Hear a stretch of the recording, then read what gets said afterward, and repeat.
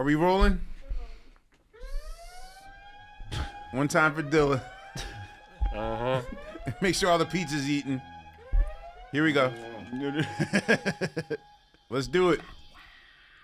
Suprema, Suprema, roll call. Suprema, Suprema, roll call. Suprema, Suprema, roll call. Suprema, Suprema, roll call. Hold up. Yeah. Y'all should see my face. Yeah. Tears for Fears, Woman in Change. Yeah. That's you on bass. Roll call. Suprema. Suprema, roll call. We get a lot of that. Suprema, roll call. My name is Sponte. Yeah. And I ain't got no vino. Yeah. But I'm chilling here today. Yeah. My main man Pino. Roll call. Suprema. Y'all look so Suprema, depressed roll now. call. Suprema. Someone's changing their lyrics. My name is Sugah. Yeah. My core beliefs: Yeah. peace, love, Yeah. and chicken grease. Roll call. Suprema. Suprema, roll call. Suprema. Suprema, roll call. Unpaid bill. Yeah. That's what we know. Yeah. You take your Jamerson. Yeah. I take my Pino. Roll call. Suprema, roll call. She don't got no lyrics. I'll slow down for you. Suprema, roll call. It's like Yeah. Finally got Pino. Yeah. What rhymes with that? You know why you doing this to me? Yeah. God damn, he ain't no Mino. Roll call. That's the bars. I'm slowing Suprema, down for roll you. call. Your turn. Suprema. Suprema, roll call. Yeah. My name is Pino. Yeah. I couldn't rhyme to save my life. Yeah. He's not saying anything That's else. it. Roll call. Suprema. Thank God you play bass better than you. Suprema, roll call. Suprema. Suprema, roll Oh, call.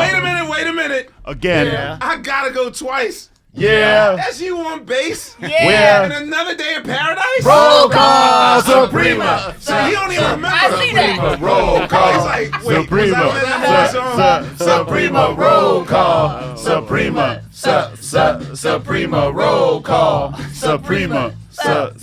Suprema, roll call. This is gonna be that Chris Farley episode. Remember that time you played bass on this shit? Yeah, literally. It was awesome. You know what's weird? Okay, y'all. This is Questlove Supreme.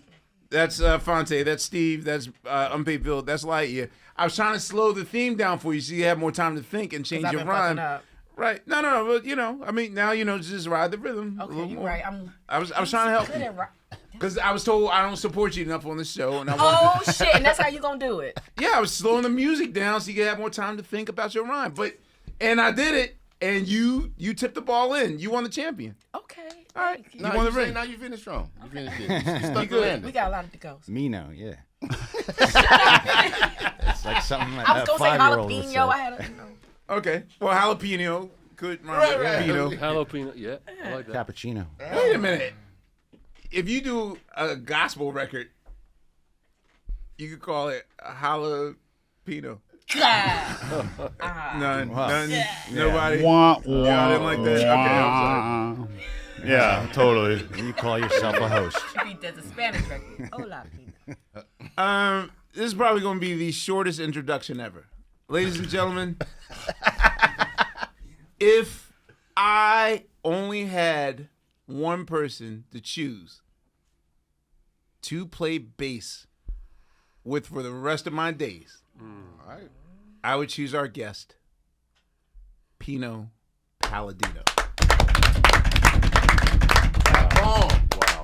Because the real truth is, I went. Someone told me to just go to Spotify real quick and see, like, because they'll always make like a playlist or whatever and things you played on or whatever. And I thought normally, like, my thing ends at like at least like 74 songs, maybe. Yo, dude, you've played on like 510 songs, and yo, I thought you were just my secret. That's funny, man. Secret's out. That's the worst kept secret of all time. Of all time. That's funny. Yo, dog, like, I didn't realize you're playing bass on All Good for De La Soul. Now I do kind of remember that. I believe, the day that I was supposed to fix whatever song I forget the name of the song I was supposed to fix for them on that album, but you came in before to play. Well, you know what happened? We were in Electric Lady, me and you and D. Right. At Electric Lady. It was the day we finished. And Voodoo. you got a call. Right. And you're like, yeah, he's here. And you're like, what are you doing like now? Can you go over to De La Soul studio and play on this song? So Right. That's how that came about. So thank you. Yeah, that was. I forgot about that, but I'm literally going through this thing, and even with stuff that I should know, like I didn't realize that was you on Times of Wasting. I had on Times of Wasting a little bit because I feel like that's other side of the game, other side of the game without me, Erykah, James. I'm not salty, but People love that song. yeah, but I'm going through this. You're playing bass on Nakamura for Hiatus Coyote. I didn't know that. Spotify, man. You need to What's be up with using that? deeper. You might have to do title, but I don't know. I mean, All right, okay. So take that one away. Yeah, no. I don't want to be the minister of misinformation. All right, we got limited time with you, bro. Let's just go. Sure, First of man. all, okay, where are you from? Okay, so I was born in Cardiff in Wales Okay. to an Italian father, Welsh mother. Spent most of my youth in Cardiff. Moved to London in 1981 and lived there until 2016 when I moved to LA.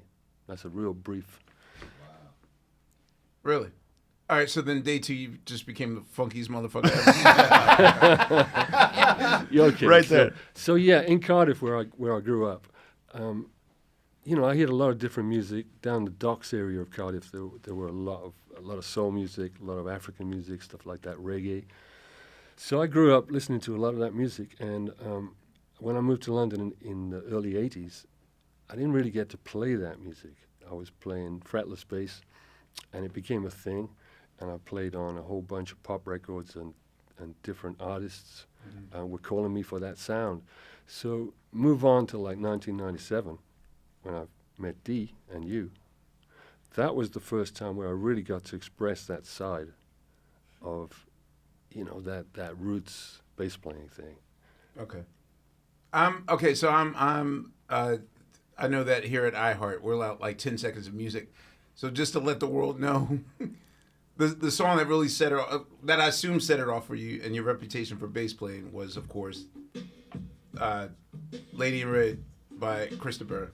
Well, there's one before that. Never mind. But okay. Yeah, sorry, bro. I have to say Paul Young, Wherever I Lay My Hat, which is a Marvin Gaye cover. It's a B-side of a Marvin Gaye song that we rearranged. Okay. And it had like a fretless intro, and it was mainly like fretless bass and voice. Pino, why fretless? That's a good question. Thank you. Well, Jacko. Yeah. Jacko Pastorius, obviously, but even before Jacko, when I was a kid, I went to a concert and saw John Martin, who's a great folk guitarist, songwriter back in the UK. And Danny Thompson was playing upright bass with him, and that sound really did something for me when I was a kid. And that was like the slidey stuff, the harmonics, that sort of fretless approach that Jacko also had. So is this you? Yeah, every time you go away, yes. Oh. Every Time you go Wow. away. Yeah. That is right fretless there. Right. all day. Oh, that's a I classic. can see why you were so happy to play on Voodoo. Yeah. That's a It's still a classic, though. No, I came from Yeah. Paul Young, and I'm gonna tear your Play Us Down. Play Us Down and all that stuff. Yeah. Okay, so what was your in high school? Like, were you in a high school band? Like, what was your teen years like playing bass? Yeah, I didn't really play guitar until I was like 14, I guess. And I came to it from, before bass I played like Spanish guitar. And I came to it because I went to a Catholic school. And we had a priest there that would give like lessons so that you could play like cowboy chords type of stuff, in folk masses. Okay. So I kind of started playing in church. Church. Everybody. That explains everything. Everybody. All the time. I was waiting for that. I was Oh, setting you yeah, up. I get It's like, okay. that No Yeah. church, Yeah. black church, all church. There it is. Right. I get it now. But we didn't have much of a music course, a music type of thing in the schools I was in those times. So it was really more about sport for me when I was a teen. I wasn't really that interested in music till I reached like 16 maybe. So, did you always know that the less is more approach is the way to go? Because again, like, to watch you. All right, so there's a moment. There's a moment where I lived for every night. Every night, whenever we would get to Left and Right. Mm-hmm. And I'm speaking of our time served on the Voodoo Tour with D'Angelo.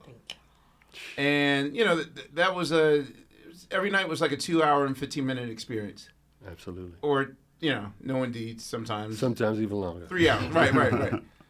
But when the song is over and we go back to that bridge right before the very end, that's when I learned that when you don't play nothing, that's almost as effective as if, you know, the bass player that's like, I got to get my best flea thing on and do the best and impress people.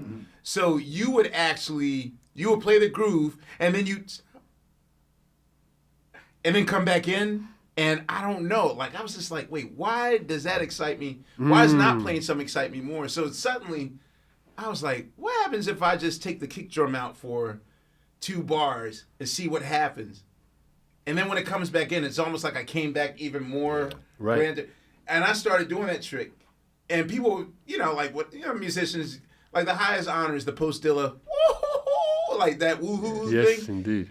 And that's a trick I stole from you, which is like when I don't do something and take it away and then bring it back. Yeah, dynamics, man. Yeah. It's even better. So how did you learn?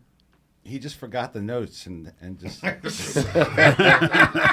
Well, you know, it comes from, okay, if I think about that, it probably comes from like playing sessions for reggae guys back in the day because, you know, I don't know the names of these guys I was playing with because I was a young bass player. I was listening to a lot of fusion stuff. So I wanted to play a lot of notes, right? So you did want to flex. Hell yeah. Okay. Yeah. But then these guys would just like tap out the rhythm of the bass line on my shoulder in the studio, like do, do, do, do, do. And then nothing, you know? And that taught me about space. And if you want to get into it, I mean, you got control of the notes and the length of the notes, but you also have control of the spaces, right? And that's where the fun for me is. Louder for the people in the back. Yeah. I would love nothing more than for every musician to just lay back and Breathe. do less. But, you know.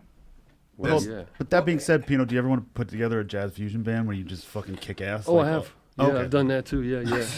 well, I wouldn't say I Even kicked like play ass, all the notes that you but, don't normally play? yeah. Even the night that we went to go see you with Chris, like I'd never seen you in that environment. I was sort of wondering, like, well, is Pino going to be the Pino that I know Pino to be, or is he going to like flex a little bit? Right. And you, like, if you can hang with Chris Dave, then you can hang with anyone, For real. anything, any, you know. For real. And So- Sharky, yeah. What was the first? When did you? How old were you when you officially changed over to playing bass? To bass, 17.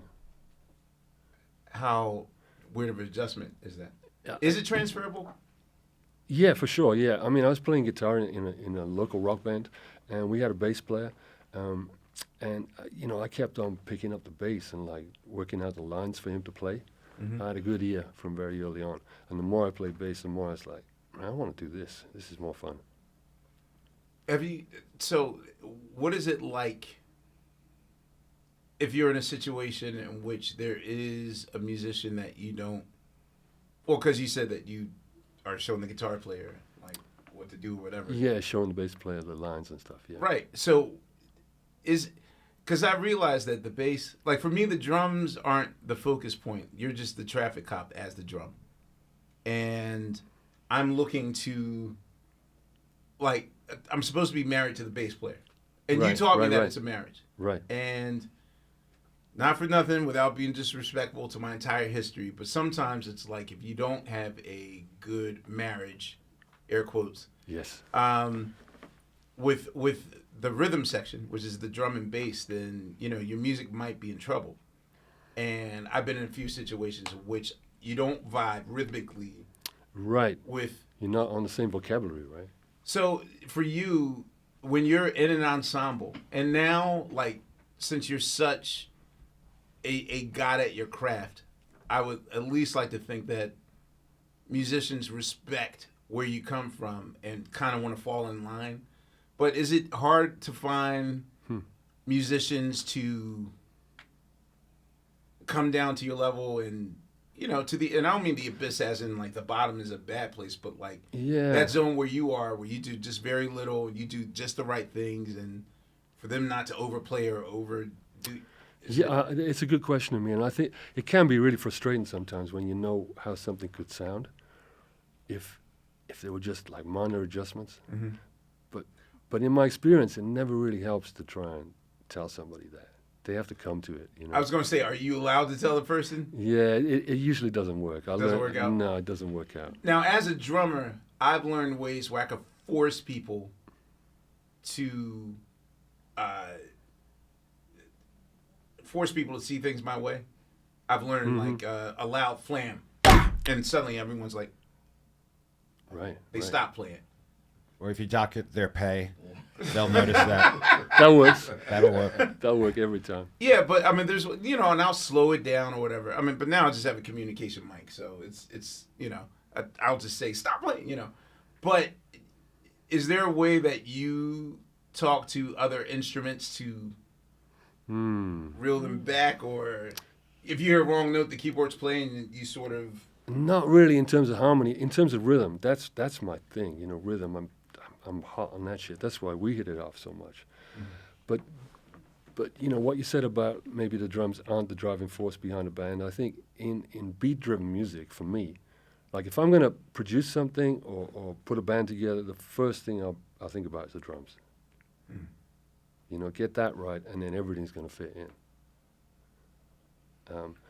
So I think rhythmically, sometimes if I feel like the somebody's hanging back on the drums or slowing down, I'll push a little bit, but I don't have any kind of communication things like you said, a loud flam that would stop everyone playing or stuff like that. But you both are notorious, like, at least from what I hear, in playing on the backside of the beat all the time. And that's sort of D'Angelo's, where it lives. So, like, when you go to a different band, where it's more like whether it's on a click or it's something like that. Yeah. Or what was it like with the Who?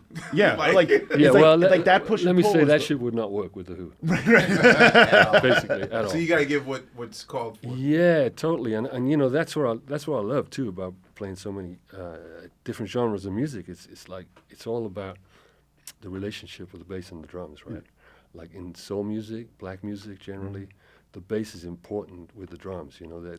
Those are the two things that really put the thing in a place. In rock music, it's more like guitars and drums, and the bass is, it's supportive. It might be playing some licks and stuff, but mainly the interactions between rock guitar and drums.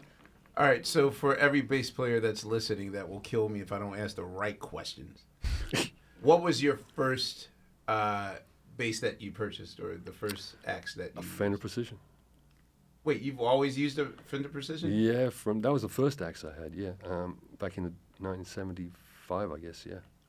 Okay, so what you're known for, how do you get your tone? Like, what bass are you using? Mostly a precision bass. No More Moon? Yeah, the Moon comes in sometimes. That's more like a jazz-style bass, like a Fender jazz-style bass, yeah. Here's the weird thing. Okay, so just recently played with Larry Graham like 2 months ago. Wow. And he had, not only did he have the Moon. Yeah. He had the mic? Oh, he didn't have the mic thing on him. That mic was amazing. We were in a studio setting. But I saw blood marks on it. So. Wow. Yeah, so he really, gets into it. That's crazy.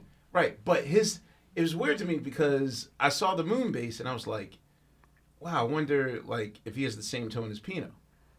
Because, he was just in a corner, practicing, whatever. And it didn't sound that way. So how do you the sound that we know you for? Like, what strings are you using? What What are all your Yeah. secrets? Please Yeah, yeah. divulge them to the world I assure right now. you, even if he were to give it, Yeah, Wouldn't matter. motherfuckers It still ain't gonna wouldn't matter. match it. Yeah. Yeah, I mean, it's public knowledge. It's out there. I've done interviews before No, I'm regarding kidding. gear and stuff like that. But Tell us everything. But yeah, I mean, a Fender. My Desert Island bass would be a Fender Precision bass. It's just got one sound and a tone control, right? Just one pickup and a tone. You don't have a selection of different sounds from pickups. It's pretty much one sound. And I like the sound of flat wound strings on it. They feel better, just physically they feel better. And the longer you leave them on, the more warmth they have. The sound is warm. So you the know? older. Yeah. I played your bass before, and those strings are really, really thin. Like you can't. Oh, really? Well, you it can't depends do which things bass. that I expect. Yeah, yeah. Like I'm thinking Seinfeld, bassy stuff. Yeah, yeah, no, absolutely, yeah, yeah. You need like wire wound strings, round wound strings for that sound, really, like Larry's sound, you know. So how often do you break a string? Never. Yeah, because you barely touch the string. Yeah, I don't hit the strings hard at all. Yeah. So the Fender you have right, I don't know how many Fenders you have on you. Yeah, a lot. Okay, so, in your, well, let me ask: has your life, Right. since Voodoo, has your life changed as far as the volume of basses that you have? Or yeah, since the yeah, Who? probably the Who. Yeah, yeah, with Right. the Who. Yeah, it gave me the opportunity to buy To all ramp kinds up of and all that beautiful. stuff. Yeah. Okay, so between in the Voodoo days, between 2000 2003, how many basses are you carrying around with you? Like two, pretty much. That's what I remember. Okay, Yeah, yeah. so like the strings you had on your Voodoo bass, do you still have your Voodoo bass? Yeah, with the same strings. You do. Wow. Oh yeah, I put those on in '93. 1993. Yeah. And 30 it's years always just stayed in working order, and Yeah, they sound, like I say, they sound warmer the longer. They kind of settle into the instrument, just the string itself settles Wow. okay, I have a fear because remember what happened to your Moon bass? in. Yeah. What happened? That Voodoo bass. We're not a real Tell- podcast. We don't get context. Yeah. We just This is a assume that everybody's on the conversation. road with the two of you all the Yes. time. Right. Please continue. Well, yeah, I was. Talk about what happened to your Black Moon bass. It was actually the. So this is weird, but the Moon basses, I had two stolen. So the white one was stolen. The first one I played on the Voodoo album was the white bass.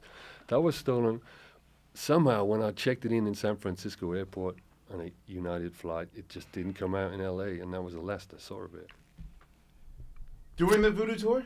Just before the Voodoo tour.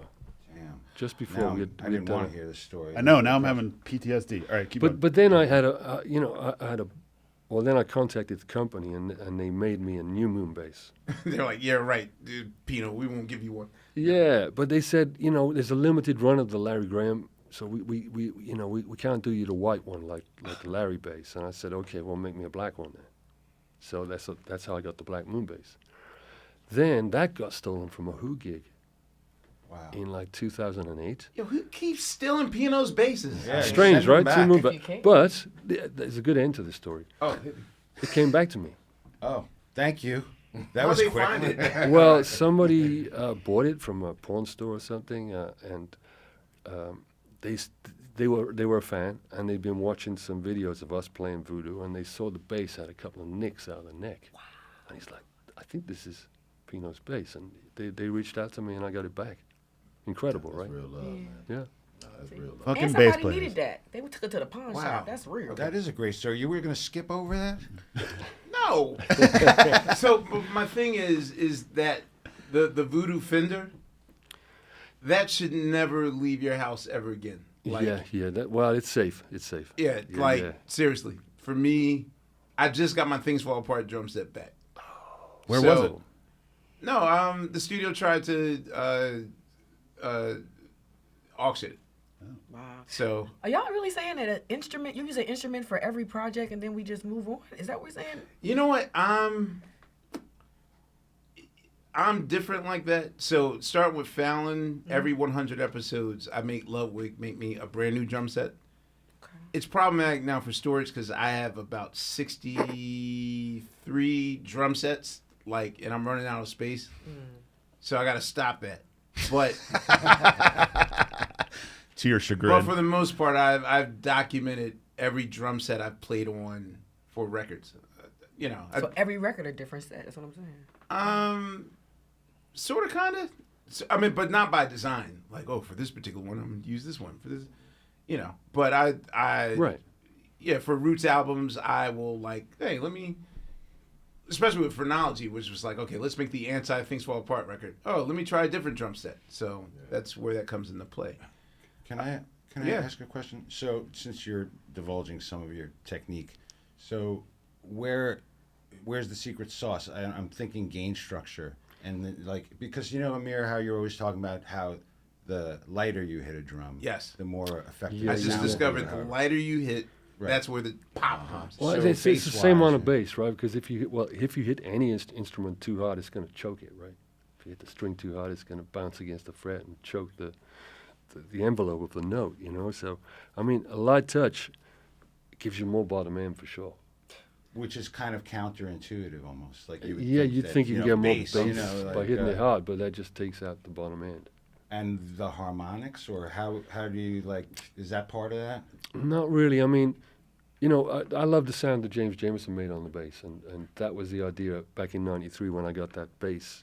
I immediately put those old heavy gauge labella strings on it, and just left them on ever since, But they don't have any top on them, so if you play like Jacko style harmonics, you won't get them out of those flat strings at all. So it's more about the fundamental sound, and I don't really have the tone on very much either. The tone is kind of on half, or sometimes less than half. So it's a real thump. Well, what about the volume? The volume's on full? Yeah. How do you do your gain structure until you get to your amp or whatever? Yeah, I mean, I just literally have the volume on full, and then it's up to whoever's getting the sound. Right. What kind of amp? Oh, go ahead. I'm sorry. Yeah, well, B15s are great, right? The Ampeg B15s. For studio or in the for studio, live? Or yeah, studio, yeah. But live, I mean, I used one on a tour recently live because everyone's on in-ears now, so you don't need that big sound behind you because you can hear it clearly, Okay.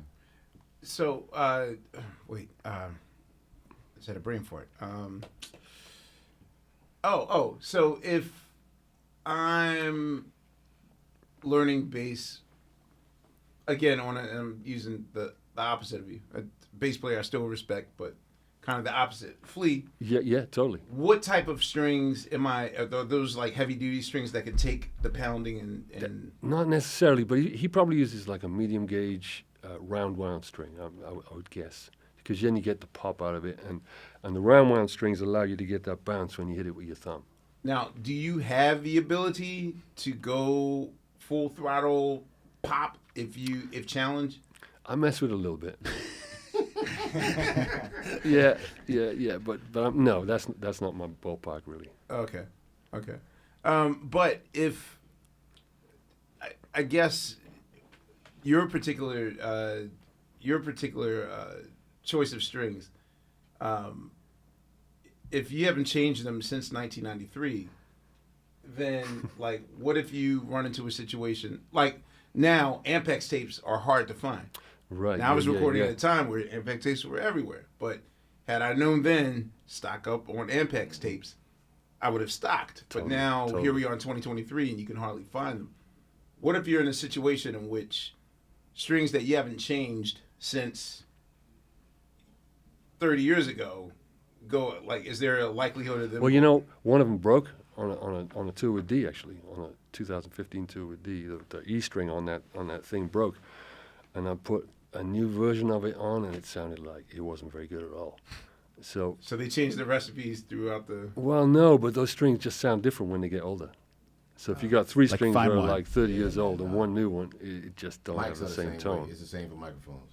Like, Really? Oh yeah. Like I bought a Neumann U87, and like fresh out the box, it sounded very harsh and brittle. And my dealer was telling me, he was like, yeah, the older mics over time, you were warm saying, up. they warm up, like just that age. Because your spit's all over them. Yeah. Hey, man, the listen. grease of, There of you your are. fingers. All is that 30 grease. years of, That's the flavor. Yeah, For real. So besides James Jamerson, is there? Yeah. Are there other unsung heroes that you don't think get enough credit bass playing wise? Yeah. Oh man, absolutely. I mean, we know about Stanley Clarke. Jaco Pastorius, those guys were a huge influence. Larry Graham too, now getting the props he deserves, you know. But for me, like Michael Henderson is up there. Absolutely, man, Michael Henderson. Yeah, I got to tell our listeners. I believe, yes, this is definitely Michael Henderson.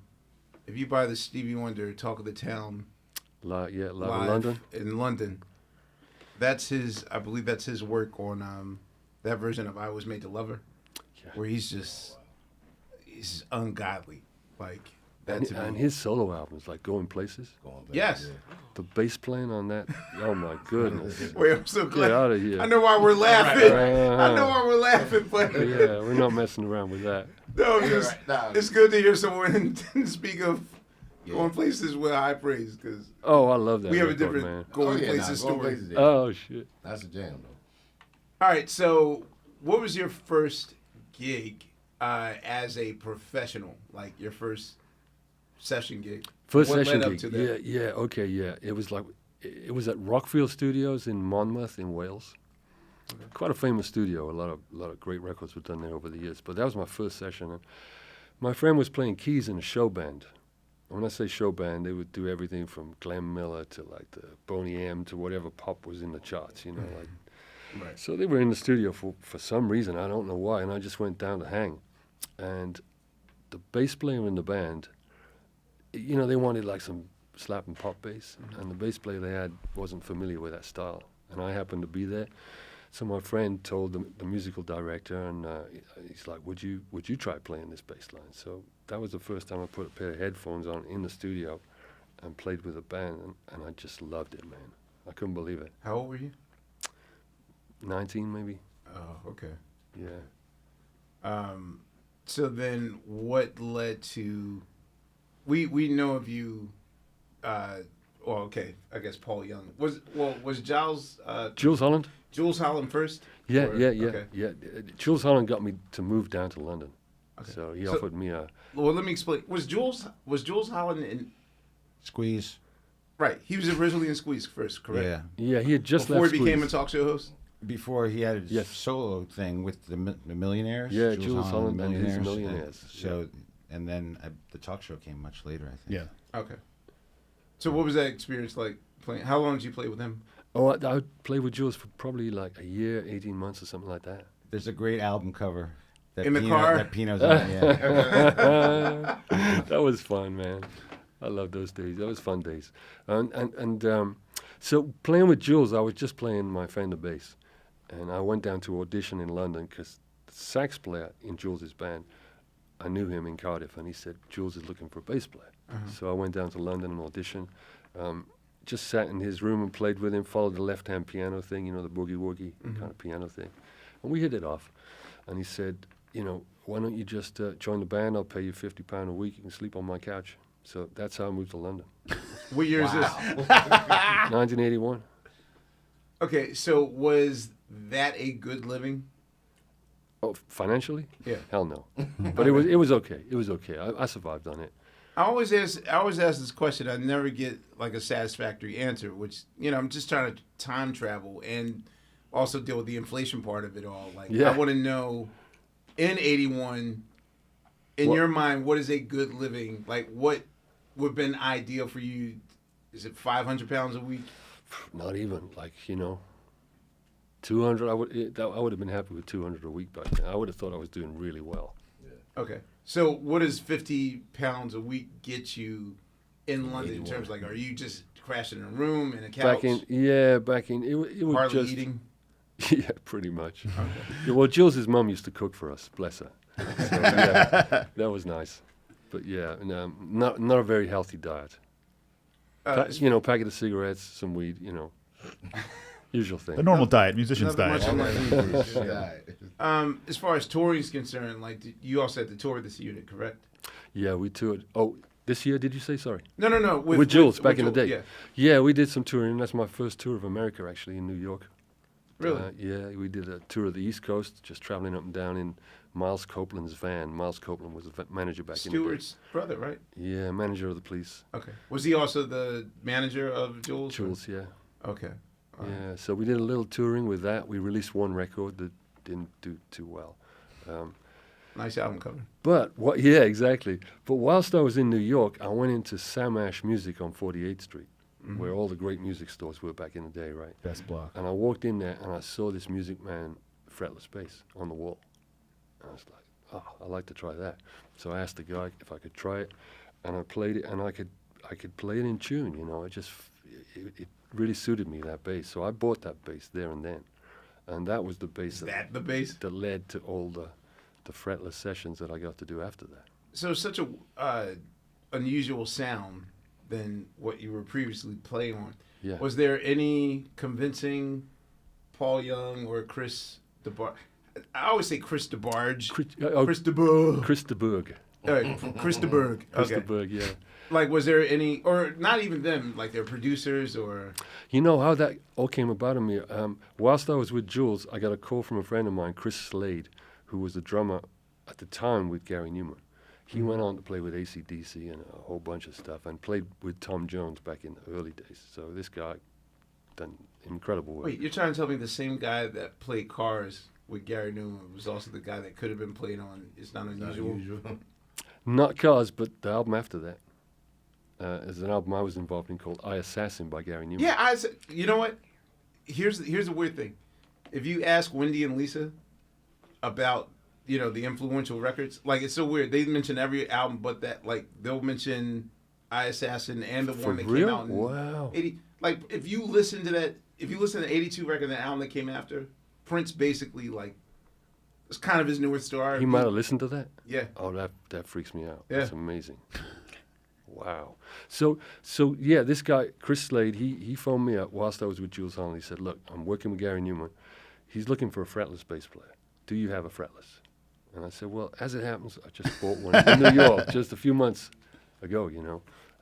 He said, well, bring the fretless and, you know, let's see how it goes. So I went to the studio, met Gary. He had a bunch of tunes, like just drum beats and really minimal kind of keyboard things. And he just wanted me to do some fretless shit all over the record. So that album became my calling card in a way, because I got to make up all my own bass lines. So people heard that, and then... Yeah, you know, I got on Top of the Pops with Gary, which was a big thing at the time. And, you know, the sound was pretty fresh, because it didn't sound like Jacko's sound, but it was fretless. Probably a cross between, like, Jacko and Mick Kahn. You know Mick Kahn from Japan, the band Japan? I'm not familiar with the work, no. Yeah, so he played fretless bass, and he had a unique style.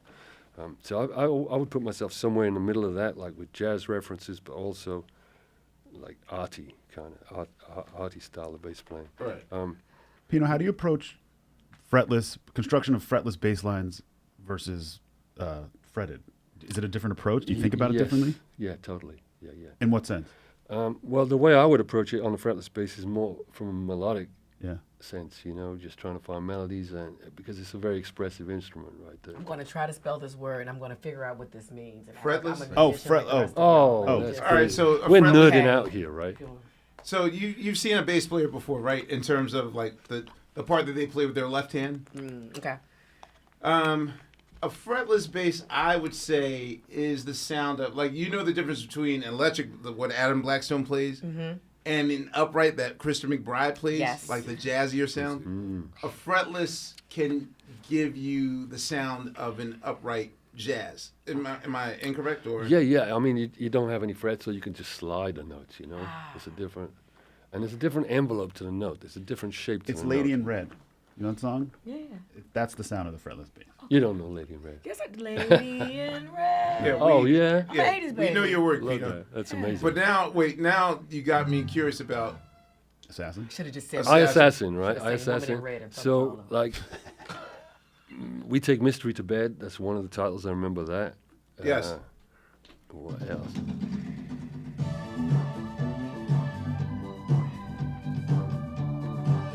That's a lot of notes, Pino.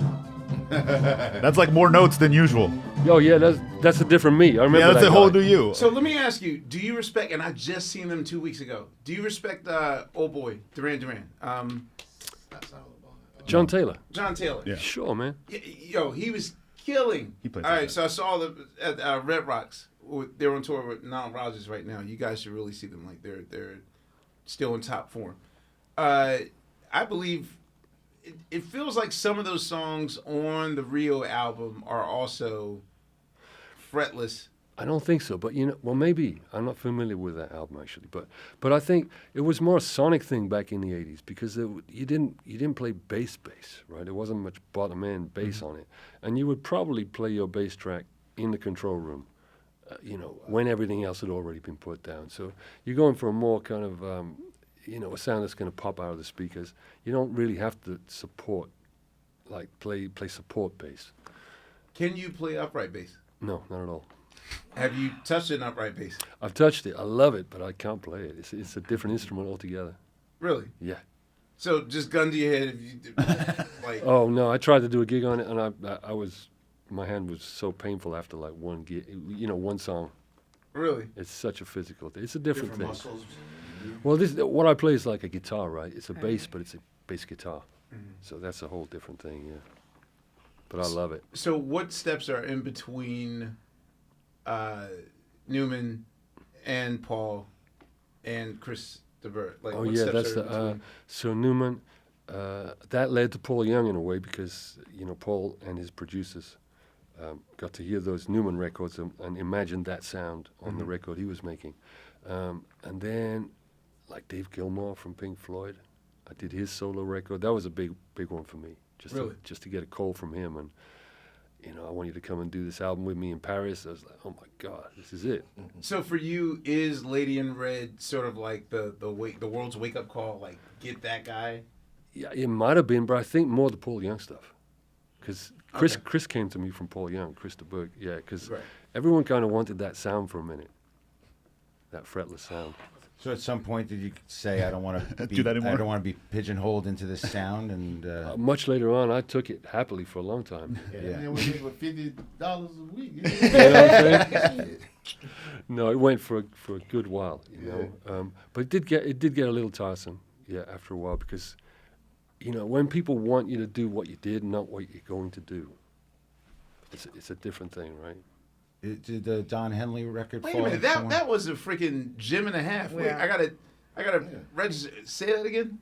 When people. Well, if somebody calls you to do a session and you're there because they want you to do what you've already done, that's different to what you're going What to do. you could do. You don't get a chance to do what you're going to do because they already decided the sort of thing they want. Because they're booking you off of past work, not where you Yeah. may be artistically currently.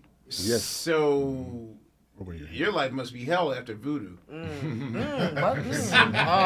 Well, that caused some trouble, yeah.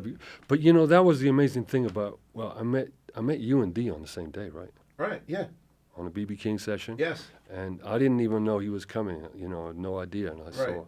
saw you walk in with him and Russ Alvarado, and I was like, what's going on here? Anyway, I lost my train of thought there, but. Well, if Voodoo you causing problems, you say, play Oh that yeah. fretless. Yeah. So D, as you know, me and D hit it off from that session. He heard me playing. He's like, I like that sound. I want you to come in. But the thing is, he knew nothing about my past. So I already had like a career before that. Right. But he wasn't coming to me from, What he knew you could do. Yeah, he's just like this dude. I like what he's doing, and let's get together. All right, for you, was that exciting for you to kind of have the opportunity to reinvent yourself in a different way? Oh yeah, Yeah. But yeah. Did you know who or what D'Angelo was? Because it's not like we came. I mean, by that point, all we had was Send It On. That's all we had. We had Send It On. We didn't have. I see. Song-wise. No, but Song-wise. I had heard Brown Sugar. Okay, so you knew about him through Brown Oh Sugar. yeah, I didn't know the whole album, but I Voodoo heard. changed the Yeah. game. So what I knew was this was 2 weeks. So I always credit Voodoo's beginning the last day of Philadelphia Half-Life. So D'Angelo rushes to Philadelphia the one time he was on time. Wow. The one time, no, I'm playing D. I'm playing D. Yeah, he like rushed to Philly when he got word that a certain head wrapped lady was in our side of town working on a record. What's he talking about? Where she down there? She down there? And I was like, yeah, but I almost feel like now that I look at it, it wasn't the excitement of like, oh, she's down there. Let me come and play. No. It was like, wait, she down there with y'all? She's staying at Tariq's crib. What? that moment, Don't give away all the sauce. it's the first and the last time that motherfucker was like an hour early. Oh. Like, I didn't even ask him to come. He's like, I'm here. So, that to me was like the first day of Voodoo. We knocked the Hypnotic out for our record, and then we had like Time to Kill. And we were just like, all right, let's start playing. So we had to test each other to see what our knowledge was or whatever. And it's like, okay, we're going to get along famously. Because I had told you that I judged him. I looked at his Timberlands, and they were like worn down. Right. And I judged him. And Bob Power's trying to sell me on this guy. Like, yo, Bob Power wants me to drum on Shit Damn Motherfucker. He's like, yo, there's a guy, I think you'll love him, man. He's like the next Al Green, da-da-da. And by then, I was just like, R&B, this sucks. Yeah, I hate R&B. Like, you know what I mean? Like, I wanted soul and not R&B. And I looked at him, he just walked in, and because the tongue of his Timbs was just standing up. it was leaning. Right, I was like, no, man, this guy's corny. So I purposely I'm hanging with my dad for Christmas. I can't do it. So I'm not on brown sugar for that reason. But then also, Ron Carter didn't want to play on a song called Shit Damn Motherfucker. So they decided to go. They tried to get Ron? So Ron Carter was going to play bass on Shit Damn Motherfucker. and I was going to drum on it. Amazing. And also, Bob Power was trying to get a twofer. The drama song on Baduism was one of the first songs that Bob Power worked on. So me and Ron were supposed to do. We did drama. Wow. But he's like, I refuse to play on a song with that title. I will never play on a song called that. He would never call it Shit Damn Motherfucker. Yeah. So oh my goodness. Bob Power was just like, all right, I'll do the demo. So the thing was, day 2, we rented out Battery Studios to work on Bitch, right? And then D was just like, the vibe's not right, man. Like, so for some reason, they were like, yo, we're going to the house of Hendrix. Like, we need a new studio. So then we go to work at Electric Lady for a week. Right. This is with Russ, too, right? Yes. Yeah. We're Russ, who famously, they had to have an intervention talk with me. Because my whole thing was like, I know my sound, I know my EQs, whatever. And Russ was just very quiet, so he just like sat in the corner. I thought Russ was like D's boy. I didn't know Russ was the master. Right. And so after like 4 days, like D and D's managers pulled me to the side, like, yo, man, like, Russ is the engineer. Just let him do what he do. And at first I was like, what does this guy know about like my sound? Like, because I wanted to craft. Totally. I didn't want to sound like. And rightfully, too. Right. I had no idea Russ was the master. You know what I'm saying? So we worked for about a week. And then I came on a Sunday to work again. And D's like, yo, we got to go to Power Station Studios and work with BB King real quick. And I'm like, well, am I drumming on things? He said, yeah, I'm going to get you to drum on it. But, D. Yeah. Steve's already, like, Steve Jordan.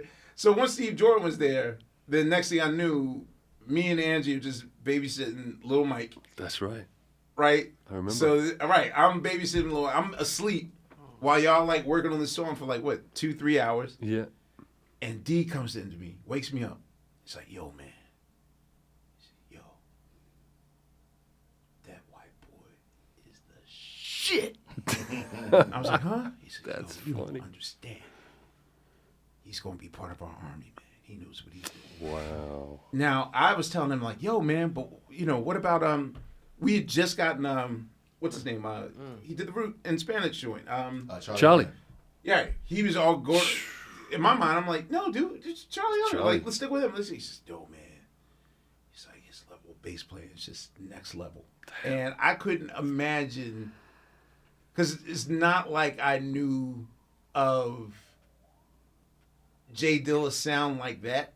Right. So that wasn't even a comparison. Yes. Like now you'd be like, yo, he plays just like Dilla thinks. Like that wasn't even that. That wasn't even our vernacular. And for the life of me, and I went in and looked, and I just saw this like 6'7" giant, and was just like, yo, there's no way you're going to convince me this guy is the Lord Jesus Christ, whatever you say. And then I played with him. My God. So it's right. Yeah, man, it's for real. Like the way he described you was like urgent. Like he was gasping for the last breath of his life. And I was like, for the life of me, I wish I'd known what happened in that session. Like, how many takes did y'all do if nobody's home? Not many, maybe 2. But, there was an immediate connection. As soon as we literally, second verse of that song, where D took the lead. He was playing, I think he was playing piano and took the lead. Yeah.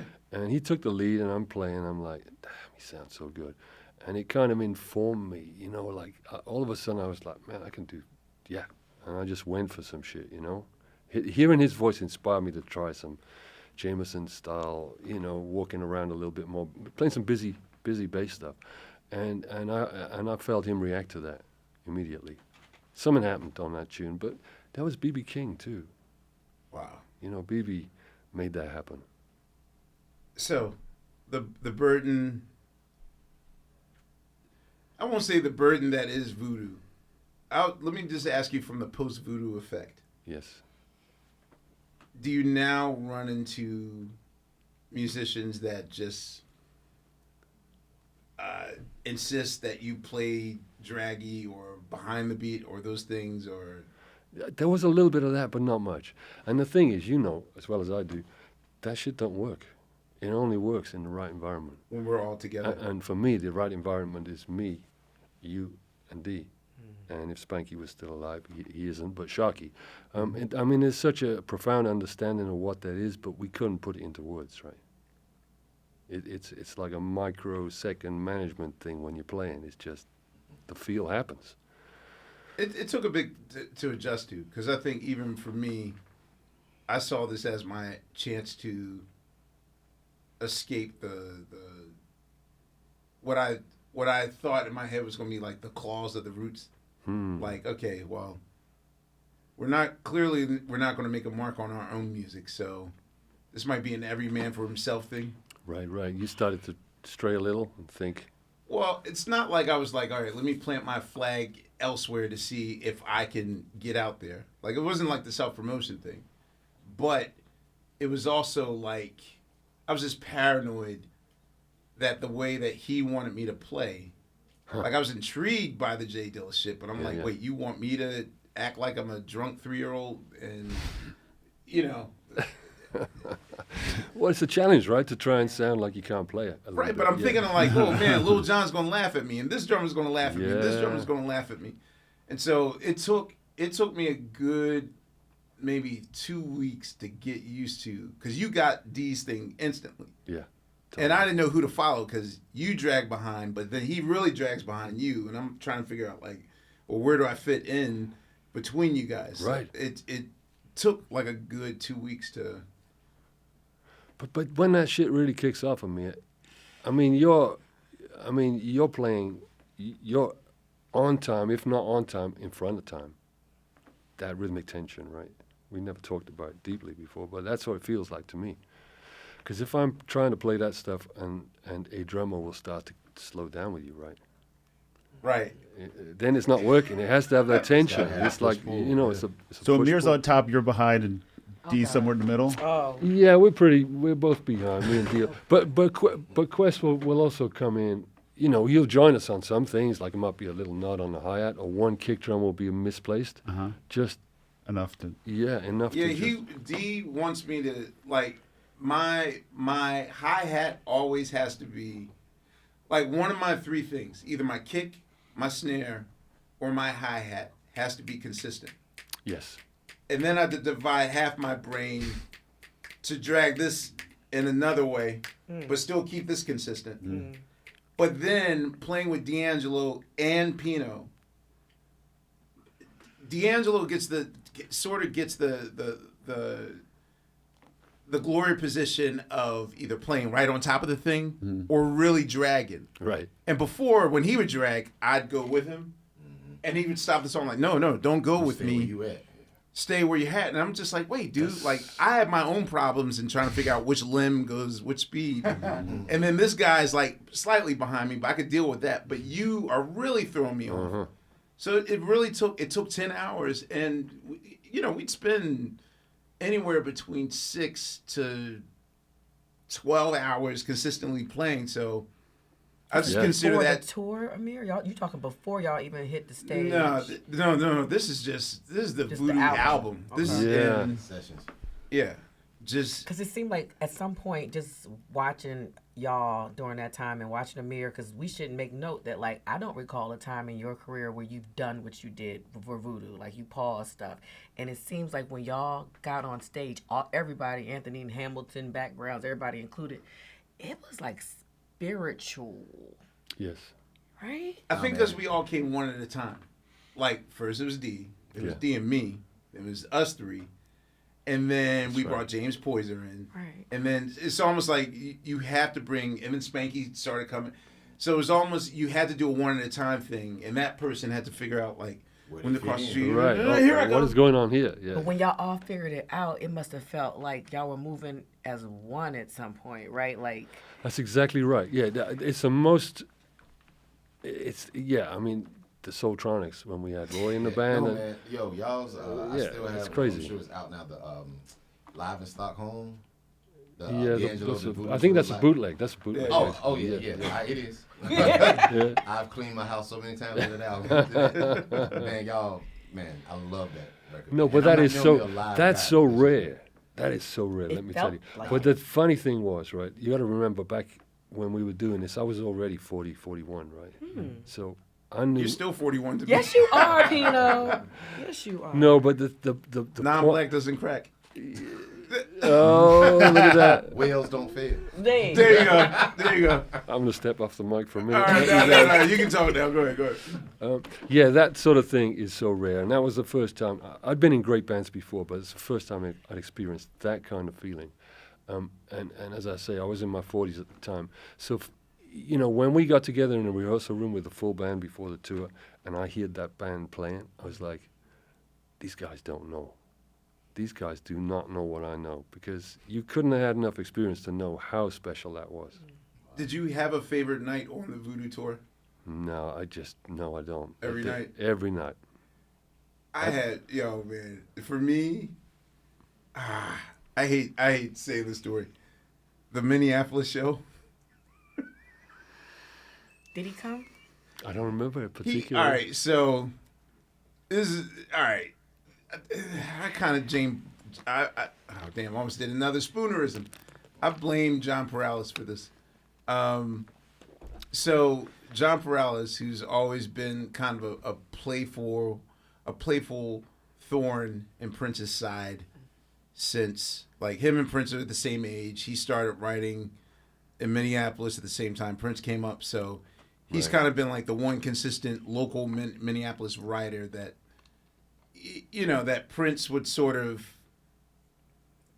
artists claim like, oh, I never read my reviews or whatever, but clearly, but he was also not afraid to tell the truth and be like, nah, I'm not feeling this and that, you're phoning it in, whatever. So, it's 99 and Voodoo comes out and John Perales decides to like kind of just write a Rolling Stone. a mock. No, this for the local Minneapolis thing. Like Okay. not a mock obituary, but basically like a Prince. To Prince.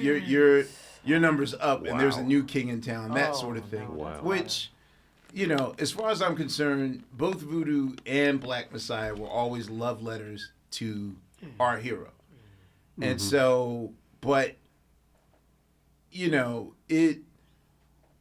Is that what made Prince do Rainbow Children? Yeah, well, no, just the "You Make My Sunshine" thing, and that as well. Yeah. So the thing was, I knew he felt some sort of way, but it was also so undeniably funky that he couldn't deny it himself. Yeah. So it's like, okay, I'll give you this one. Like, this has to be life-changing funk for me to. So when the show came to town, Perales was at it again. Like, I've been hearing reports that this is the show of the year. Don King got this. Right. And so of course, he summons for us to come to Paisley Park the night before. The night before the show. The night before the show. Sabotage. Right. Oh, that's right. You did. You indeed. I did not know this. We ain't got it. Nope, tomorrow, so I you ain't have got to. it. Yeah. I should have known better. Yeah. But, again, it's like, hey, it's our hero. We're going to hang out with our hero. So we get to Minneapolis. We get there like midnight, and Alan Leeds was actually like, "Y'all going out there?" I was like, "Yeah, well, you know, he operates between 1 a.m. and 6 in the morning, so let's do it."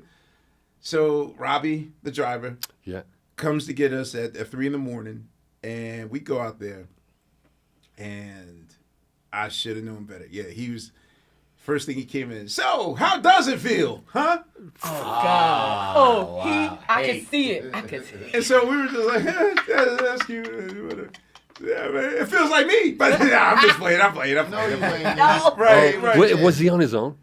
Was he, or did he have like? He was okay. So the weird thing was, he was. I believe at the time he was working on what we call the New Power Soul record. Mm-hmm. And, you know, he's blasting music, whatever, and something. What year? So what year is this? This is 2000. This is June of 2000. Okay. And so we're walking down, and, you know, all the hallways of Paisley Park are super dark. And, of course, there's, like, these life-size murals of him. So it feels like Three Stooges where, you know, the controversy, this painted controversy cover, and you swear to God that the eyes are watching you as you go down for it. Because they are. Right. Yeah, probably. Scooby-Doo shit. And I stopped D, and I heard the song, and I'm just like, I said, oh, boy. And he's like, what? I said, So, you know, by that point, and I've made it clear to many Prince.org fans that I am a 78 to 88 Prince person. Anything outside of that, yes, I love him as an artist, but this is my era. Uh-huh. And I've been very vocal about like his patches, and I don't like the new keyboards he uses and his drum machines. And of course, he's playing some loud song and whatever. It was okay. No, the cameras are watching me, so my face. I forget that I'm not on radio anymore. Yeah. And so I was just like, let's wait it out until the fade comes on, because I don't want to have to do demo face. Yeah, right. When you like when you don't like some shit, that's you're hard. Like that. And so, like, right when the song was fading, then we like walked in, and you know, again, I failed. I was like, "Hey, what's this? What you working on?" Oh. He's like, some new funk, like whatever. Like he's like, "Yo, Prince talk at me. My raps will destroy you." Yeah. Right. Anyway, so yeah, he like went through the whole thing and tried to be like, "Don't trust Alan Leeds," and you know, this guy's bootlegging me, that guy bootlegging me. He's going to bootleg you and steal your money and da-da-da-da-da and da-da-da-da-da. And he would leave, and Dee and I would just look at each other like, wait, what's going on here? I just want to ask you some questions about 1999. Right. Exactly. And it, you know, then we like went to play, like we went in the room to jam a little bit, and that wasn't working. Because the thing was, like, we had such a musical synergy, and then to play with someone normal, which is weird because Prince is anything but normal. Yeah, but even so, doesn't translate. Right, and so that was weird, and man, like we left. So we asked him, he's like, so are you going to come to the show tomorrow? Like, will you come? And he's like, no, I'm going to go to Marrakesh. And, you know, I said, wait, you're going to miss our show? Like, our show's dedicated to you, like, totally everything. And he's like, no, I got to go to Marrakesh, and that's that. He never went to Marrakesh. But, you know, he had all the spies in the thing, and, you know, Larry Graham infamously left during Shit Damn Motherfucker. Yes, I hear that too. Wow. That song, man. Like, he got up and left and, like, went out there and then came back when the show was over. Ron Carter left, too. Right. He did not like that title. And all I remember was there was a moment during the encore where I think suddenly D went from bewilderment to anger. Like, it's like D woke up and realized, like, yo, man, I think he was trying to punk us last night. On stage. Like suddenly, like, suddenly, yeah. And you don't want to think that your hero doesn't wish you, you know, like, absolutely. What did we do to this guy? And all I remember, man, was like, yo, man, we gonna get him. We gonna piss all on his carpet. And we did the most ungodly version of Lady ever. And Eric came out, and it was even to the point where the same schoolyard taunts that Prince was telling Paul Peterson when he left the family, like, Paul, punk of the month. Paul, punk of the month. Like, we started that was like, all kicking off. Punk of the Month? Are we doing this? You went from P Punk of the Month to Prince Punk of the Month, literally. Wow. In his town. Yeah, and I then I had to wasn't get some aware. phone calls a week later. But for me, that was like the best show we've ever done, and That was that question. I could see it. I could see it. But that band was amazing. there. Yeah, it always That's how we sounded do. incredible because it played as an Questlove ensemble, Supreme, right? huh? It played as an ensemble, that band. Nobody was trying to shine any brighter than anybody else, you know. Yeah. Just we wanted it to go out like that, you know, as an ensemble. So after Voodoo, I hope I asked enough Voodoo questions for the fan base. Someone's gonna get pissed. Yeah. Nah, man, Voodoo was my first. I mean, clearly it was my first time hearing you, but for you hearing you say that you were like 40 at that time, I hope artists that hear this, they understand. Like, listen, Yes. that was my first time at Voodoo. I was 21, 20, whatever, and that was my first time really hearing about Pino Palladino. You know what I'm saying? Right. So you were to me, you were a new guy.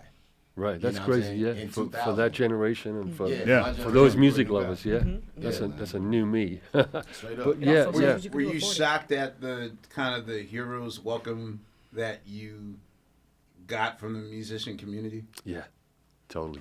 I mean, I was already kind of respected in certain places, in the music community. But yeah, to get the props at that point was really, that was very exciting. Can you talk about how it was different in that way? Why was it different? Why did it feel different? Well, I guess because that's the music I really, really loved. And then I was I was always very conscientious about it feeling right, I wanted it to feel right. And when I got to play with D and Quest in that band, then it was, I didn't even have to think about it. It just came through, and that was beautiful. And then, just to have people say, wow, that shit sounds amazing, and yeah, it's great. So a notable night for me was the night that we were recording Aquarius for Common in Philadelphia. And then we took a dinner break, and then you got a phone call. And you said immediately, wait, no one knows I'm here. Who's calling me? And you step outside the room to take the phone call, and then you come back in, and you're just like, guys, I have an announcement. So instantly I'm like, oh, damn, something happened to your family. Like, what's going on? And he's like, John Entwistle just died of the Who, and I have to go out and replace him. Like, I have to leave right now. What kind of Can you fucked up please call is tell that? me- That's the most fucked up call I've ever heard in my life. Okay, moving on.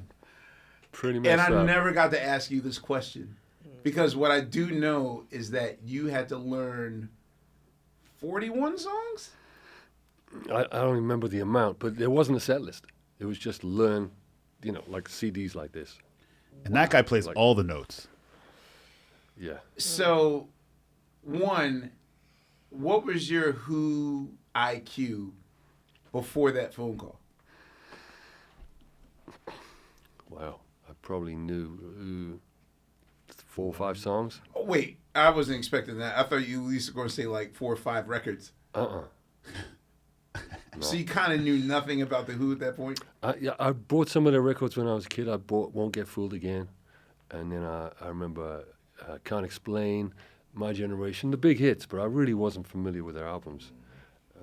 For some reason, I missed that stuff. I was a big Led Zeppelin fan, and I was into progressive rock, like Yes, and folk music and stuff like that. So somehow I missed most of the Who albums. Have you and Geddy Lee have you and Geddy ever I met him actually, but Word. not that familiar with a lot of the Rush albums out there. So they send a plane to you. They sent a plane to Philadelphia, correct? No, I had to get a regular plane. Oh, okay. Yeah. I thought they just did the bells and whistles on you. So do you remember what that week was like? Because I still, for the life of me, don't understand why they just didn't hold off on a week's worth of shows. I'm sure the fan base will understand. Right. John just died. Yeah. But they were like, no, we're still going on stage. Well, the story I heard was that they wanted to cancel the tour, and there was, there was so much gonna that was riding on it. I guess they were thinking Financially and all financially, the crews, having committed the time to it, they wanted to be able to pay everyone. So the story I heard, I can't remember from who, but the story I heard was that Pete said to the manager, "What's Pino doing? If you can get Pino, then we can carry on," which is pretty incredible. So Pete had confidence in me. I guess he knew me as a session player because I'd worked with him. So that's how it went. And the manager phoned me up and said, "Look, you've heard that John has passed away. I think it was Wednesday." He said, "We got a gig in Hollywood Bowl on Saturday. I need a yes or no." You said yes. Yeah, I mean. So what's like? Describe your cheat sheet. Describe your how do you commit all that to memory? Yeah, I did have a couple of cheat sheets. Just I mean, nothing that anyone else would have understood. Can you read? No. Wow. What? Can you read chord charts? Yeah, I can follow chord charts. But yeah, I mean, I've got better at it over the years, but I really try not to. I trust my ear. Cool. I've always We were trusted talking about my this ear. before. Just Yeah. trust your ear. People born blessed with good ears, man. Wow. Yeah, there's some musicians that go by feel and some musicians that go by technical, that sort of thing. Yeah, and both of those ways will work. There are players that can do both. There are players that can read whatever you put in front of them and can also improvise. But I can't read it. So by that night, by Saturday night, what's going through your head?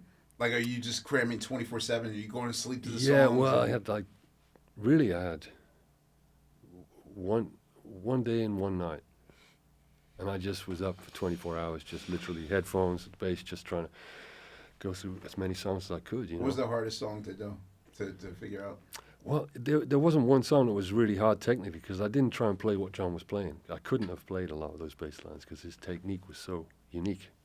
I couldn't do it. So, but Pete told me straight away when I got there. He said, "Just learn as much as you can, and I don't want you to be John. I want you to be you." So that freed me up a little bit. But having said that, there's so many iconic bass lines on Who songs that I did have to learn, a lot of it notes. So eventually, once you settled into the group, they realized that. But is it iconic bass lines in terms of like he does this on the fourth bar? Yeah. And they muscle memory. They expected to hear those notes. Kind of, yeah. And there are things that if you didn't have them in the song, you really wouldn't. It wouldn't sound like a song. Like melodic lines and stuff. And the Who fans in the front row would be miming to the bass lines as well, so they know all the stuff. Oh wow! No pressure. Yeah, but I wouldn't be playing it a lot of the time. It's pretty funny. So how long did it take for you to actually get a place of muscle memory? Like, whew, okay, I got this. Yeah, I mean, I had it on the first night. I pretty much knew. Once we'd done the show, I was like, okay, this is gonna be fine. Wow. Okay. How are you still with the Who? I don't know what they're. Yeah, they're still playing, but I stopped touring with them in 2016. Okay.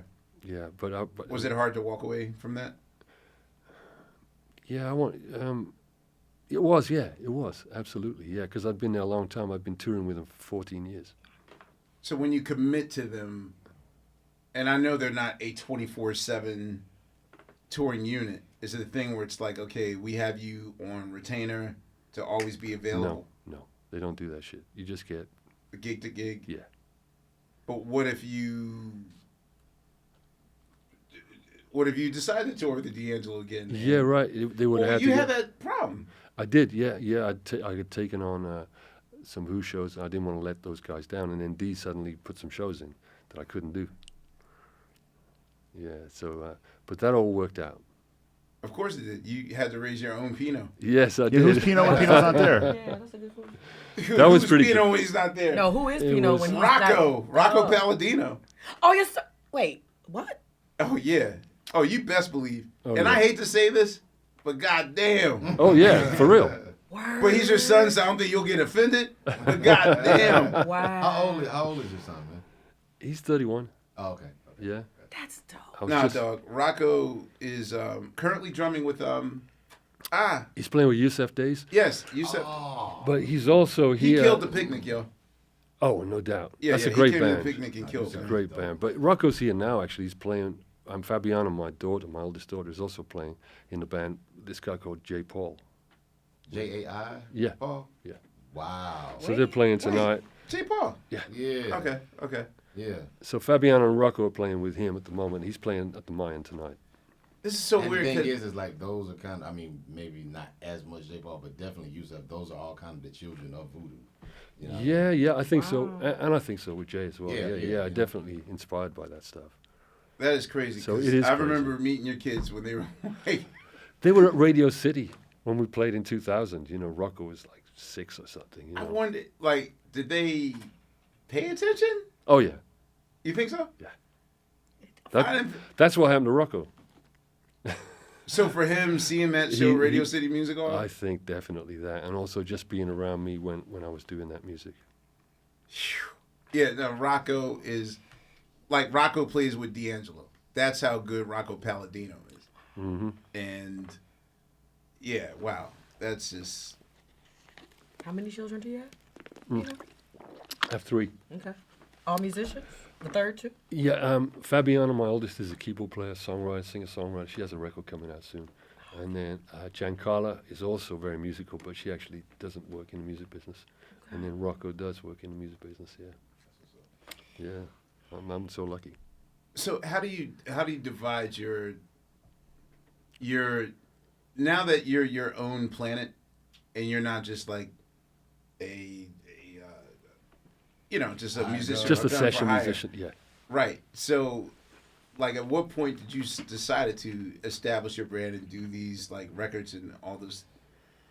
Yeah, that pretty much came through around about 2018, I suppose. That when we started recording the first record, I'd done an album with John Legend with Blake Mills producing.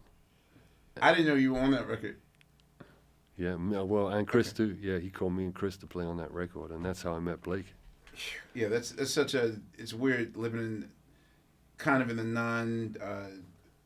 non-tangible record way, Yes. where I don't read credits anymore. I just listen to it on Oh, Spotify. totally, So I man. know when I was going through your history, I'm like, wait, you're on that? You're on that? Yeah. I didn't realize That's you were on that funny. record. Okay. So talk about like your work with the Drumhedz and playing, Chris because too, you guys yeah. are just on a whole nother level of musicianship Well, that's with Chris and Sharkey and. Yeah, I mean, that's crazy. I mean, Chris, as you know, played with D. I think you recommended him for that when you couldn't Yeah, do it, right? yeah. Yeah. So that's where Chris met Sharkey, and me and Chris and Sharkey would hang and hit it off, obviously. Then, to cut a long story short, we were on the 2012 tour with D, and Chris had a gig at the Billboard Live in Tokyo. And we were going to take Pookie with us, right, the keyboard player, and a horn player. I can't remember who it was, but anyway, the day before we were due to fly out after the tour with D, Pookie said he couldn't make it, so we lost the keyboard player, and then we lost the horn player. He pulled out too, so it was just me, Sharkey, and Chris, and we had to fly out to Japan, and we played like 3 nights at the Billboard Live. So that was the start of the Drumhead shit, really. And we just played as a trio, which is what we went back to at the Blue Note recently. Now, is it intimidating playing in a combo that doesn't have a lead singer or doesn't have someone for you to hide behind? It's Whereas different, but now- yeah, I love it, especially with that lineup because it's unique. We played so many different styles of music, and well, you know, Chris is just unbelievable. All Yeah. kinds of weird and wonderful stuff can come from him. It's my guess that you are the anchor of Definitely.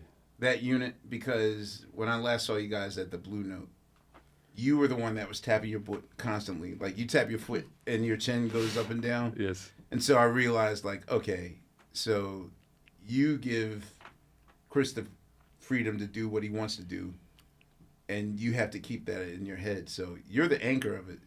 How... I don't know if it's confusing for me. It has to be crazy for you to keep counting all those things because Chris is such a radical Yeah. rhythmicist. And with that lineup too, you know, I feel like those two guys are the virtuosi, and that's never been my forte. You know, it's so I like that place in the middle there, trying to, you know, enable the music so that they can do their thing. I mean, not purely unselfish. I mean, I care about me too a little bit, but yeah, it's really interesting. And when Chris goes for some of that stuff, you know, you just have to be ready to go with it wherever it's going. Be very kind of fluid and malleable, you know. This is a question I think fans would like to know. What was the hardest session? Have you ever had a session in which was like, phew, I gotta get through this? Like, in terms of complexity or just a producer that is driving you to the limit? No, not really. I had one producer I won't mention the name of one time that figured that if he kind of made me angry, I would play better. Yeah, that was kind of weird. So that People still do psychological gigs? Yeah, he's like, "What's the matter with you? Can't you do any better than that?" And I was like, "What? What? You know?" What Can I at least ask, was this the 80s, 90s, or 2000s, or? It was after Voodoo. Oh, you a grown ass man and somebody trying to come right. Right. I'll fuck you up. Yeah, I was like, I'm ready to go out there and give her revenge. Like, wait, who's messing with you? Yeah. Wait, can I ask a question? Yeah. Including you, Steve. Like, on sessions like Voodoo, which are notoriously went on for years, like, does it become too, like, does the dragging out of it, does the frustration of that taking forever, does it become a thing, or is it not? I've never been in the studio that long in my life. Like, you know, you read about it, and it's just like, and we're not allowed to talk about this. That's fine too. I don't know. No. I'm fascinated. My answer is quick. You know, I will selfishly say that I have the best seat in the house. Fair. So I've never had a drought, a D'Angelo drought. And I feel bad for you people that only get your, you know, D'Angelo fix once every 10 to 20 years. Whereas, you know, I still got shit on this computer that the world's never going to hear again. But, you know, I'm satisfied, but I also feel frustrated that it takes forever. But certainly worth it, but like, you know, it's weird in terms of preference though. Even though it's weird for me, I like Black Messiah a little better. I don't know if it's because it's last or whatever, but like I had the time of my life with Voodoo. Mm-hmm. But for me, there's something about the moments in Catchin', Till It's Done. Yes. Or, especially, the way we... Another Life. You know, we did Another Life. Didn't we do that without planning? Yeah, you know, I played on that later. You and D played on that.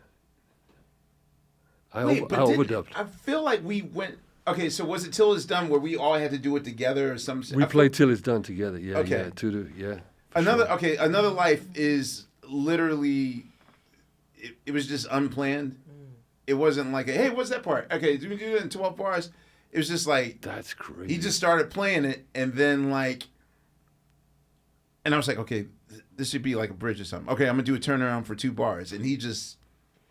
Like, it... The synergy was otherworldly. Well, you guys really have that. You two together. I mean, yeah, we have to be cool. Because at the very beginning... In the very beginning, I think there was like unspoken tension there that we didn't resolve for like 4 or 5 years. Yes. And the first thing he plays me is like Sugah Daddy, and it kind of in a taunting way, not a taunting way, but it's almost like the ex-wife. Yeah, you know, I feel it. The husband showing you the new girlfriend to the ex-wife, and I'm like, how am I supposed to compete with James Gatson? With James Gatson. Playing his lap. Yeah, and the story of that is basically he was just, all right, play me the song, and he's like just sitting there like that, like, okay, so I'll do that and that. All right, let's roll it. And they're like, no, we got it. He's like, no, I was hitting my leg. He's like, no, that was perfect. And well, I'll tell you what really happened there. Yeah. It's something like that. But James was just drum checking. Right. He was just drum tracking, playing a bass drum and a hi-hat and tapping his legs like that. And D said, keep playing that, James. Keep playing that. Right. And just fell into it by accident. I found a bass. I just went dump, dump, dump, dump, dump. Doo-ka-dum. Right. And then literally, I'm like, how am I supposed to compete with that shit? And so. Yeah, but your thing is so unique, Amir, too. Betray My Heart. We recorded that song in 1997. Yeah. Do you Right. realize that? 1997, before remember. Voodoo. Right. I remember. So crazy. Brought that one back to life. So, Yeah. Steve, any Pino moments? Bacon? Oh man, there's so many. I did want to ask you about, and I don't know how extensive this tour was, but you were part of the one of the Simon and Garfunkel reunion Yes. tours, or maybe it was just a show or two at the Garden or something. I can't remember. No, it You was a didn't whole invite tour. me to You're that right. one. Yeah, it was a whole tour. 2000 and, what was it, 5 or something? Yeah. So what was that like to work with Paul, and I mean to be in such a weird kind of setting, and those bass lines are also very iconic. Absolutely. Was that Carol Kay who did a lot of that stuff originally? Maybe she did some of it. Joe Osborne Oh right. was the LA session guy back in the days and did a lot of that stuff. Only Living Boy in New York, that iconic bass line. That's Joe Osborne. Man. Yeah. So was that a fun gig, or? It really was. It was amazing for me because the Simon and Garfunkel album with Cecilia, I can't remember, Bridge Over Troubled Water. Yeah, that album was so big for me before I even knew I was going to be a musician. Right. So to come around full circle and get to play live with those guys was And incredible. The bass lines were so kind of Pino-ish in a lot of that music, Yeah, I never thought of it like that, but yeah, I mean, very melodic though. Yeah. Yeah, and it was a fantastic band. Jim Keltner was on drums. Warren What's it Bur- like playing with him? Oh, tremendous, man. That's Jim my is hero, man. incredible, man. Really? Yeah, you should get him on here. I would love to He's get yeah. Keltner on here, yeah. What a legend. Yes, it was just a fun tour. And then, of course, we would, Paul and Artie is so, wow. We would do 2 sound checks pretty much every day. Oh, one for them and one. Yeah, one for each of them and then one together. And Oh wow. Wait, yeah. really? Yeah. Like they were that divided as a unit? No, not necessarily divided, just they had particular things that they wanted in the sound check. Yeah. So with the Who and with Paul Simon, did you also end up being part of some studio recordings as well, albums that they were putting out? I did a Paul Simon album, Surprise, but that was just Paul. Yeah, it wasn't Simon and Garfunkel. Right. And the Who, yeah, I did the last record the Who did, which was a really good record actually. Was that what was it like to work with Pete Townsend in a studio recording environment. studio? Yeah, I'd worked with him over the years in that environment. Pete's an absolute genius, man. He's incredible. It's just great being around him, great playing music with him. All right, so I want to skip a little bit ahead. Could you talk about working on the Sob Rock record with John? You didn't play bass I on? didn't You play only most did it of it. live? No, I did some of the record, but not much of it. Like maybe a couple of tracks, because that was kind of during the pandemic. I think he recorded a lot of that stuff. Really? Okay. Yeah. Because my shock was that, for those that don't know, like the Sob Rock record for John Mayer was like his version of the yacht rock. Yes. Like The 80s. if he released a record in 83 to 84, like that period, what would he sound like? Which Totally. all the musicians on that record didn't sound like themselves, but Yeah, well, I only played on a few tracks. I sort of let you down on that one, man. but even the songs you played on, did you have to unsound like yourself? No, not at all. No, and those songs that I played on were ones that he did before he went in the studio to do that record. So they were just sort of random one-off songs that he wanted to record anyway. Okay. So when he went in to do the full album with Sean Hurley on bass and Aaron on drums, I wasn't around for that. I see. Questions, people? This man got a session to get to. Yo, we was just trying to get Pino to work, so I've been texting Clearly, you like, you guys having a conversation. we I'm like, are. We like trying to get Pino to work. We been texting your phone. It's time for a commercial break. no. We're all good. When this show is happening, phones are down, so I'm not getting texts. Oh. It's time for a As far commercial as I break. know, I'm It's supposed time to for a stop commercial at 8 o'clock. It's all good. It's all good. You good? Okay. Yeah, but No, I'm Y'all okay gotta let for me know. me. I'm under the impression that 8 o'clock is when we stop this. No, we were trying to get Pino to his. But it's fine. Pino's good. We're all good. Y'all gotta communicate that to me. We Don't trying communicate to. it to each other. Like, No, let me know. no, I called you. I didn't know your phone. Yeah, I was about to call you too. I My phone is was off. like, no, your phone is. My phone is off. I turned my phone's off and my text, How do all we that stuff is off. communicate with Man, Sorry. it's all I was good, just man. getting frustrated. I'm like, okay, I thought I was asking too many questions. No, We're all about I Pino's was. punctuality. We're very concerned about Pino's next gig because clearly, motherfucking Pino God. needs You another said that gig. Pino I'm has sorry. to be at the gig at 8. Right. But it's okay because I Let me already know. Okay, I didn't know that. I'm sorry. I already told him I'm going to be late, so Okay. we're good, Okay. man. We're Well, let's good. wrap it. Yes. All right. Also, don't ask Fantastic. Pino what the gig is. It's a big fucking secret. So there you go. Moving on. We don't know what gig it is. We don't know what gig it is. Well, I don't. You might because Can you're we you. follow you to this gig? No. I asked to probably not, come. He said I could go. Amir can. Do I want to follow you to this gig? I couldn't Sorry, say. Pino. I didn't mean to blow up your Shit, spot. the last time you told me about a say. gig I went to go see, I wound up playing the gig and the mushrooms had kicked in. That was a hell of a night. That was a Yeah. hell Oh of a my night. God. All I wanted to do was watch my idol drum, and then suddenly That Pino's calling me is like, you gotta learn the show. so He has COVID. So, That's Oh so- yeah, I remember when that happened. I Me knew and the Steve had a whole great thing. I time. just didn't know about the mushroom part of that. That's well, yeah, but then, I've That's got to you amazing, guys. man. The mushrooms had kicked in. I But wanted man, if you're around tomorrow night, or if you got any time tomorrow, I'm in the studio with Blake over at Sound City. So Really? We'd love to have you over. I'm finally glad that Blake, of all people, Blake, the way that he talks about Voodoo's like his old dream. So the fact that he finally connected with you, Yeah. I know it's his dream to connect with D also. I'm sure. I'm I'm glad sure, that's man. happening. Yeah. I'm sure. No, well, I think I'm gonna cut it so that Pino can get to his session. I mean, Or- we got a legend in the building who actually still works too. So it's kind of weird. Let's keep that man working. Yes. No, I will say that it's been an honor. You make us all play better. You make us listen better, and for that I thank you, man. Man, thank you so much, Amir. Means a Every lot, bass man. player's Long favorite bass overdue. player. Thank you for having Everybody's me. favorite Really bass player. appreciate it. Now get out here and go to your gig. Yeah. This is Questlove Supreme, Pino Palladino. Let me He's go get the money. out the door. Goodbye.